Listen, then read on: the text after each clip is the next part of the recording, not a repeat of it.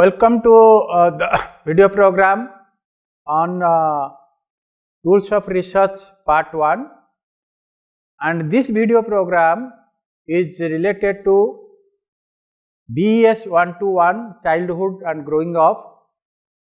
This course belongs to B.Ed program of School of Education. You know that in this course we have discussed about action research. Generally, action research is a very common form of research which is carried out by teachers in the school. But apart from action research, there are many other forms of research, and for which there are different types of tools of research, and it is also relevant to mention here that some of these tools which we will be discussing as part of video program Tools of Research Part 1 and Tools of Research Part 2, they are also applied or used by teachers in the school system. Now, this video program will be part 1 of Tools of Research. We will be taking a few tools in this video program, and some of the tools we will be taking in another video program, that is Tools of Research Part 2. Now, in this video we will discuss about the following points, the points which are related to Tools of Research.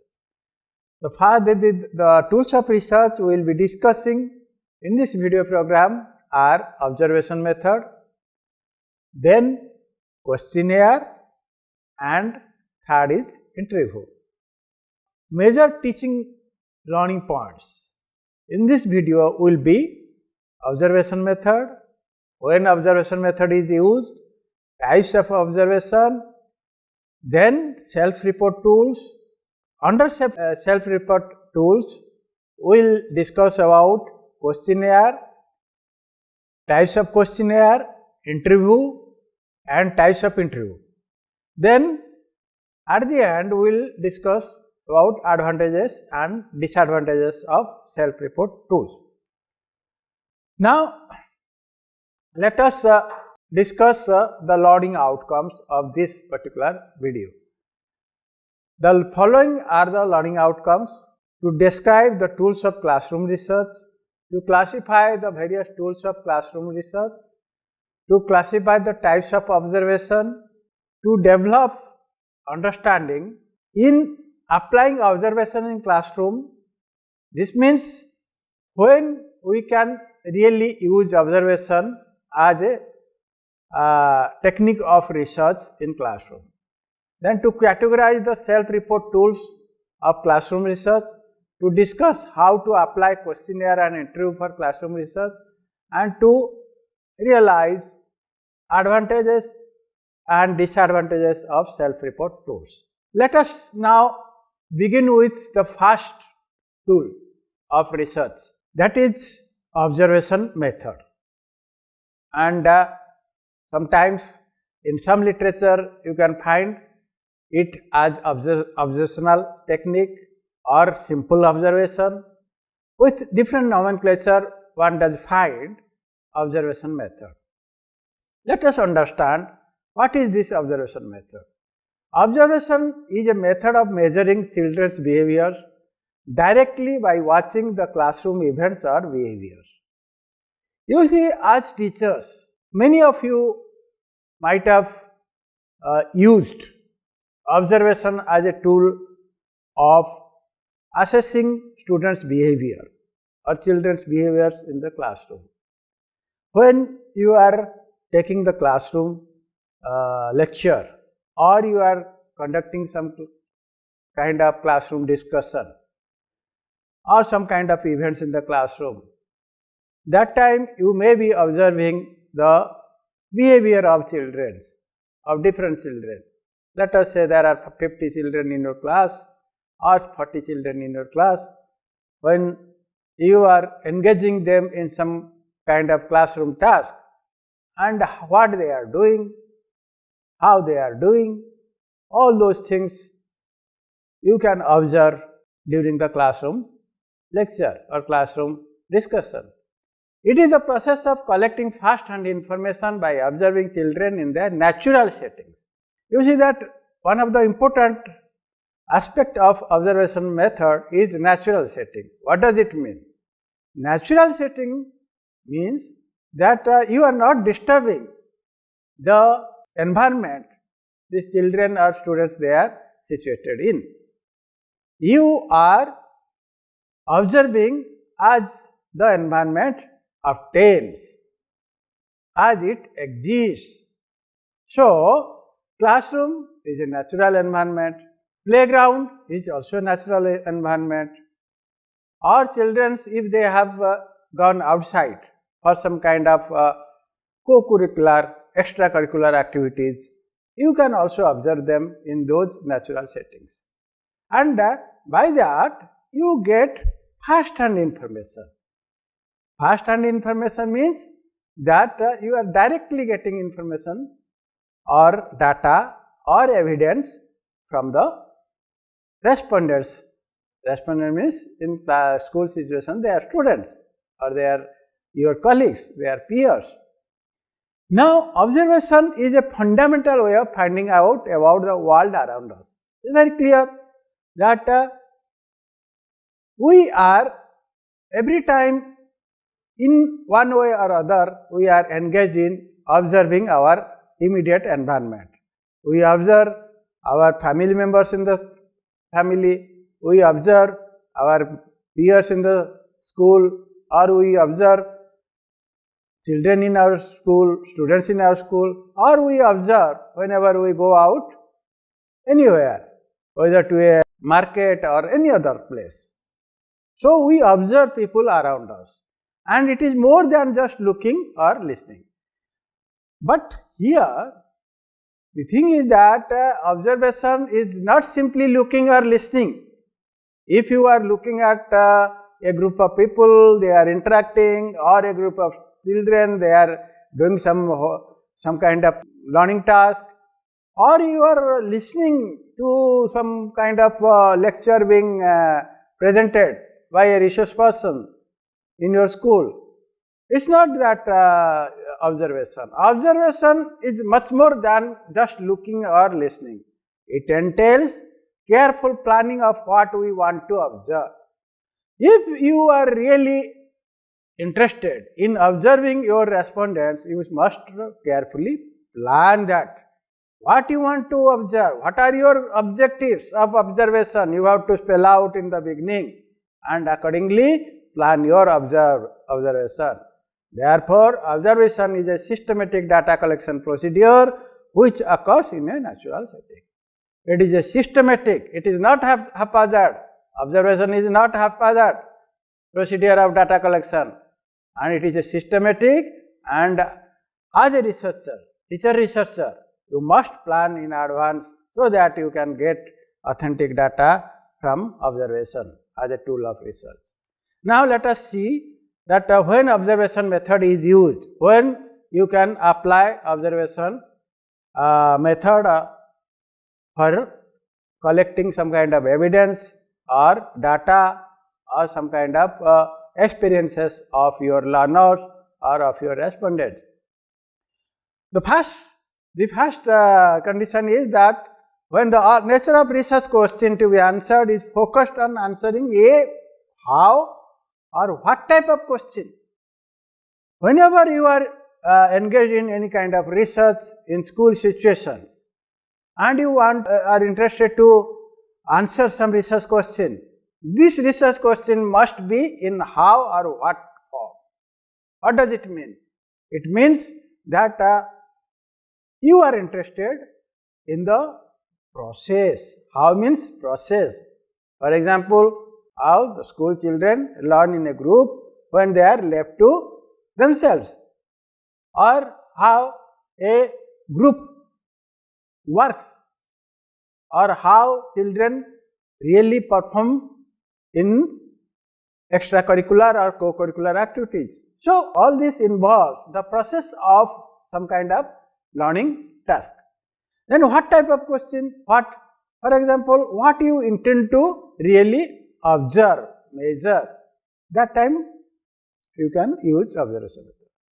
When the topic is relatively unexplored, it is better that you use observation on to those topics of research where you do not find any kind of previously available evidences, and it is completely a new area of exploration, and this area is unexplored and you are interested to really explore. So, that time you can take up observation as a research tool. Then when understanding the meaning of a setting is in a detailed way is valuable for research purpose. Suppose you have taken some research and there it is warranted that the setting, this natural setting needs to be observed. For example, nowadays many researchers, they are engaged in qualitative research. In qualitative research, unlike quantitative research, a researcher is interested to observe or the natural environment, the setting in a natural environment, and collect evidence from that natural setting. In that case, you can go for observation, because from secondary evidences you cannot get authentic information, authentic data. Therefore, observation is used when you go for some kind of qualitative data or qualitative research, or you want to do some kind of qualitative analysis.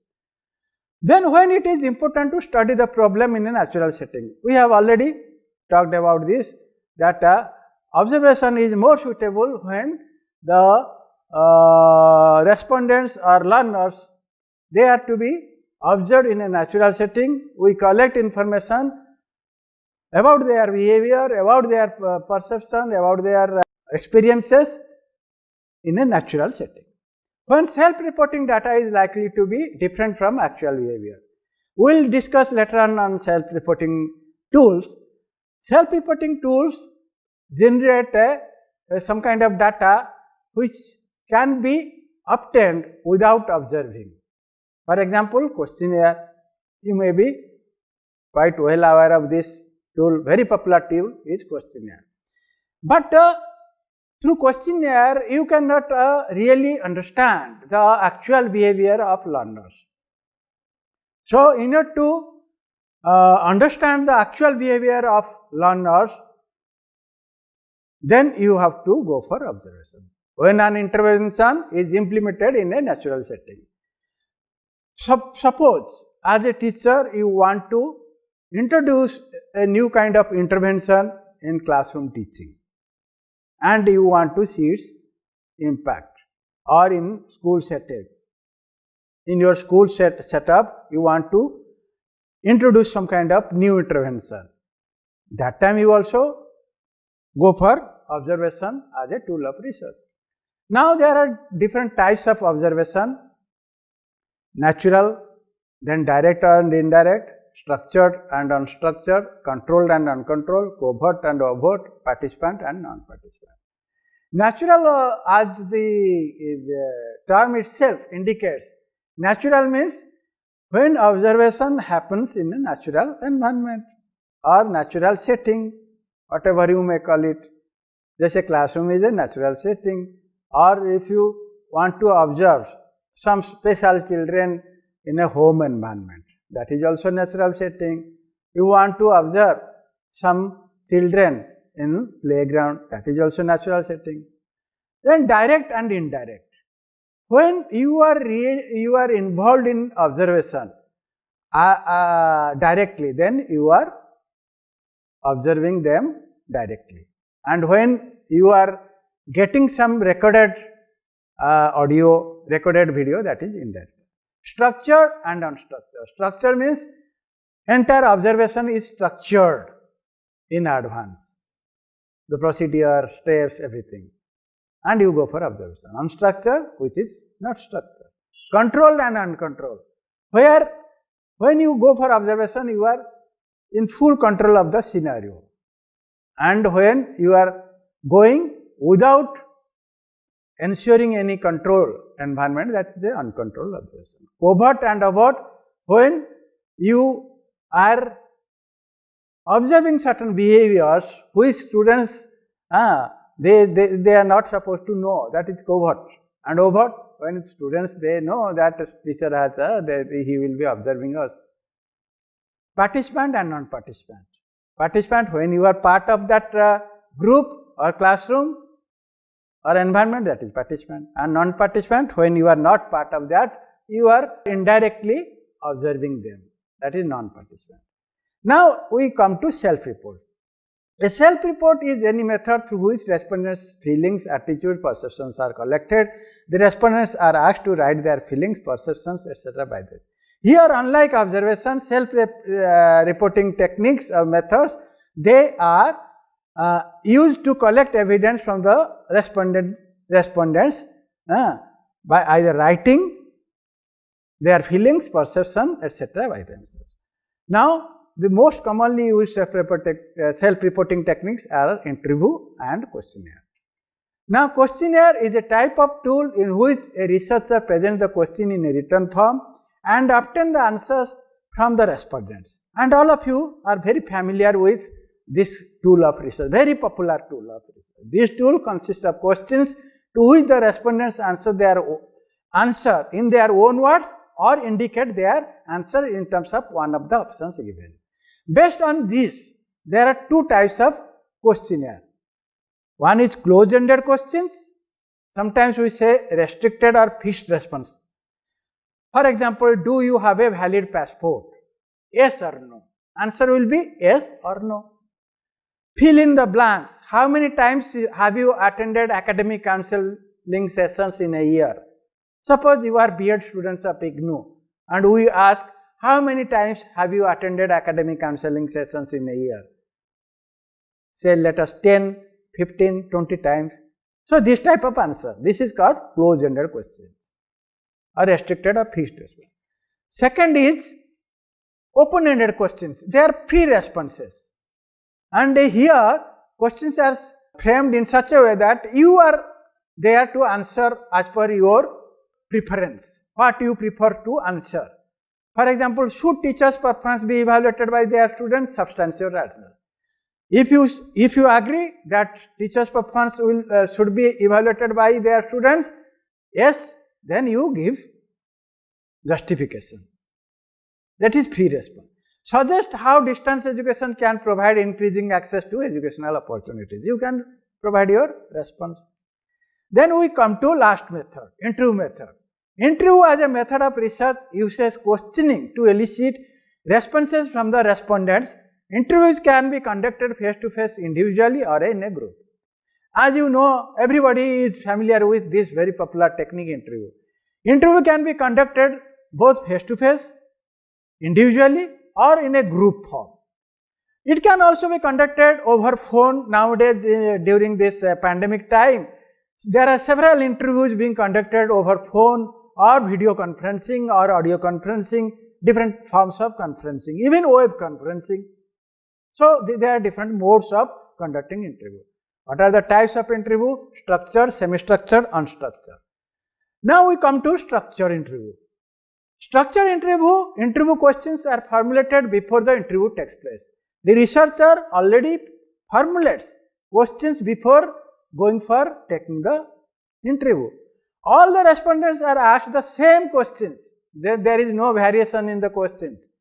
There is very little variation in responses of respondents. The process of questioning is standardized and the same pattern is followed for all respondents. So, this is about structure. When we use structured interview, when the researcher has a clear and well developed understanding of the problem, when he has well developed understanding of the problem, and that helps the researcher to develop highly structured questions to elicit relevant, meaningful and appropriate responses. Then semi-structured interview. Both interviewer and interview engage themselves in a formal interaction. Unlike structured interview, it is more formal, more leisurely. And here there is an interview guide, and this interview guide comprises a list of questions which is prepared and is followed by the interviewer. But the difference is that here the interviewer may stray from the guide when he or she feels there is such a need. Sometimes she can stray from the interview guide and she can ask questions on the spot, and there is element of rapport building and engaging in dialogue during the process of interview. Then we come to semi-structured interview when it is used. When you do not get more than one chance to interview someone, or when you will be sending several interviewers to the field to collect the data. Suppose when you are taking up some institutional research or you are engaging so many research fellows, that time you can go for semi-structured interview. Then generally this semi-structured interview must precede observation and informal interviews. That helps you to really conduct semi-structured interview more effectively. And it requires training of interviewers, research fellows, research associates. Then it requires a lot of open-ended questions. And it also provides the opportunity to identify new ways of seeing and understanding the problem. It is understandable, provides reliable and comparable qualitative data. As I have said, these are a very good instrument of collecting qualitative data or qualitative evidence. Unstructured interview. Here the focus or goal of the interview are planned beforehand by the interview. They guide the discussion during the interview. In every form of interview there is planning, but there is a degree of difference, very slight difference from one form to another.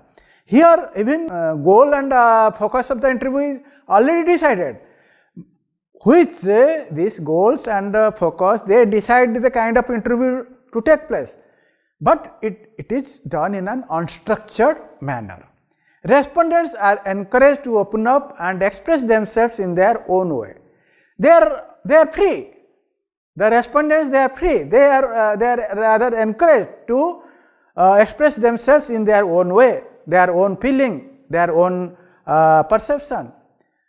Then building up rapport and dialogue are required, very essential element of this interview, and questions are open-ended and elicits uncontrolled responses.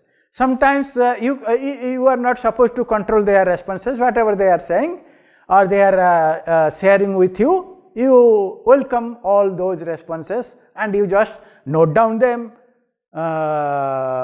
through some kind of paper and pencil instrument, or you can record these interviews. That is also possible nowadays. So many digital gadgets they are available, you can record them.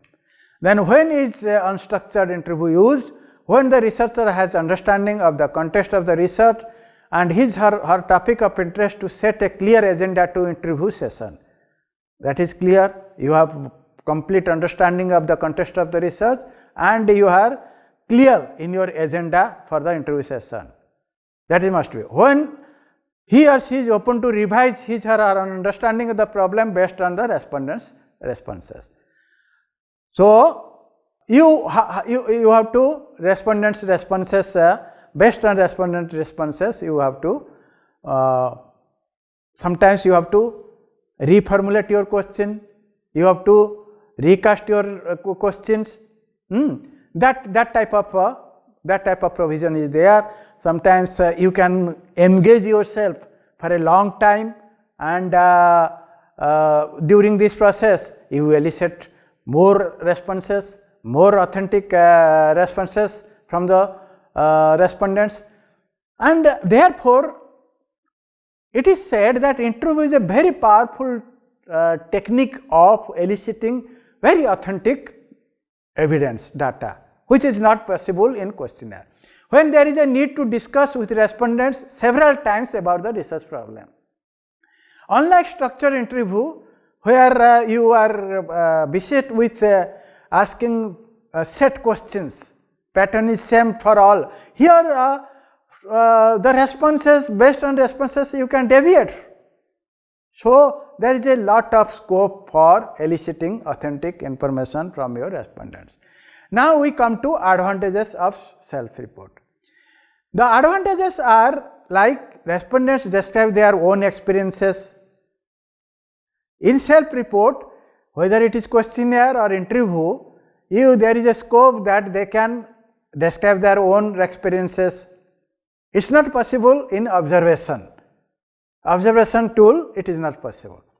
Researcher can collect data from a large sample at a low cost, because if you want to obtain data from say 500 respondents or 500 students, you can make use of questionnaire. That is possible. You can send it through mail. You can send it to not only 500, to many, even 1000, 2000 through generating some kind of Google form. Research can cover a large number of variables. That is also possible. So, this is about advantages of self-report. Then we come to disadvantages of self-report. Here, participant may not cooperate. Sometimes they may be misled. They may not cooperate with you. They may not send questionnaire to you. Sometimes it takes unnecessarily lot of time, unnecessarily lot of delays happen, and they are sometimes be misled. Suppose you have asked some question, they understand in a different way and they answer differently. So, all these possibilities are there. Participant may not be honest in their responses. And sometimes what happens in questionnaire, they may answer as per their own convenience. They are not honest in responding to your questions. So, that is a problem. Of course, that is there in questionnaire, but this disadvantage can be overcome through interview, where you can really judge the honesty or dishonesty on the part of the respondents. Questions may not be understood correctly due to language problem. In questionnaire, you have used some kind of language, but the respondents or learners, they understand differently. As a result, they may answer or they may provide answer differently. That may happen. Therefore, before questionnaires, all the items, they have to be properly language edited, preferably by a linguistic expert. Response rate of mailed questionnaires are generally low. Sometimes what happens when we send questionnaires through mail, it often happens that we receive very few questionnaire. If we send suppose 1000 questionnaire, 2000 respondents, we may sometimes get some 200 or 300 questionnaires. Questions may guide the response to provide a particular response. That I have already told. So, question sometimes may mislead that first point I have said. So, they may give some different kind of answers. So, this is about the video, and in the end let us sum up that in this video we talked about observation method, when observation method is used, types of observation, self-report tools, questionnaire, interview, and how to use self-report tools for classroom, then advantages, disadvantages of self-report tools. Thank you.